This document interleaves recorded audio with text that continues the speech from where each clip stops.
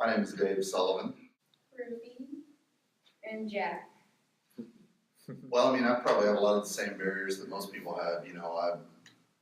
I work, and you only have a certain amount of time that you can take off from work, and usually you want to do that to vacation with your family or do things that everybody else does. I think the first time I went, I had 3 kids at the time, and I wasn't really scared. I was just super excited because I'd never been before. Yeah, I had been looking forward to it since my parents said that we were going. Yeah, I didn't have time to worry that much. I was so excited to go on a plane. My buddy Justin Ross is the executive director. We've known each other since we were little kids, and he and his wife had moved down there for a year and had had very few visitors. Honestly, they didn't have any support at that point. They didn't have any money in their bank account. They just moved down there because they felt like God called them to. And so I went down October of that year and literally we went down to have a birthday party for a kid that had never had a birthday party before. So we went to the Bordeaux. I took birthday gifts. I still have pictures from all of that. We sponsored a kid down there. His name is Jose Manuel. I'm not sure how old he is now, but when we went down there, he was 9, wasn't he? So, yeah, that was an awesome part of the trip. We met him at the school and we played soccer. I wasn't very good. And the other one, her name's Jennifer, and she's probably like 5 or 6 when we went, right? Yeah. When we went first, she was probably 5 or 6, and she was just so sweet and fun. Really, whenever I do missions work in a different area, God just kind of hits me in the face with, you are no different from them.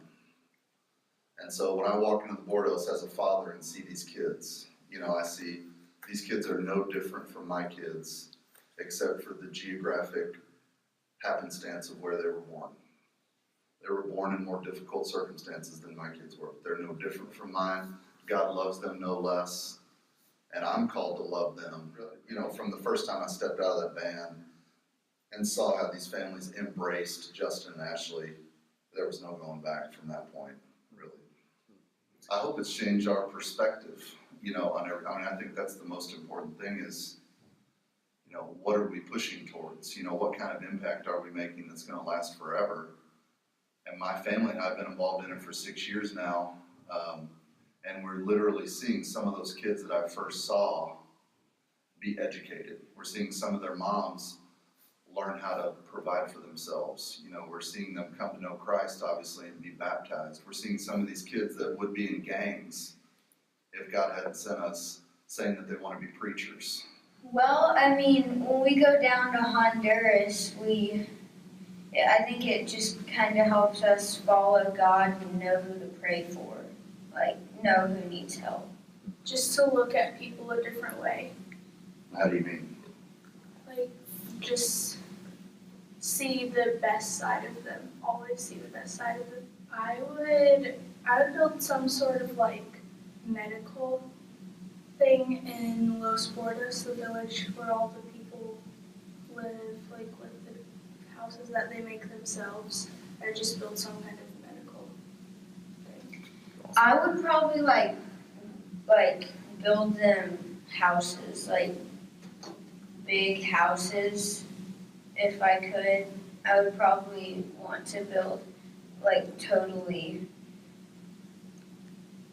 redo their houses, but... It's so funny because the dreams that we come up with, God always takes them and multiplies them by a factor of 10.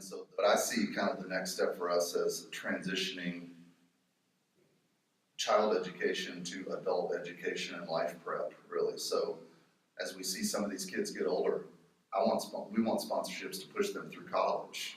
We want to get our adults in formal, English education classes, which will guarantee them an immediate job, if they can do that. So it's really just about, number one, about seeing lives change for Christ and redirected, but just empowering them. That's why we always say, you go short term just to plug into long term, because we are all about seeing Jesus impact people and change their path in a long-term way. And that starts with healing their hurts, healing their emotional and spiritual hurts, and then empowering them not only to change their path and watch God do that, but to change it generationally. I would say don't worry about fundraising because I went last June and I raised all of my money by myself that time. So you just have to trust God in fundraising and all the stuff like that. I would probably say like don't even think, just go. We just kind of step back sometimes and shake our heads, you know, like I am right now. Like to think about what God's done in 6 or 7 years, it just makes you shake your head. So I think it's going in that kind of direction, just consistent with the same theme of we're going to empower people to let Jesus heal their hurts, to break the poverty cycle, you know, spiritual, emotional, physical. You know, that's what we're about. And I'm excited to see what God has next. I'm just thankful to be a part of it.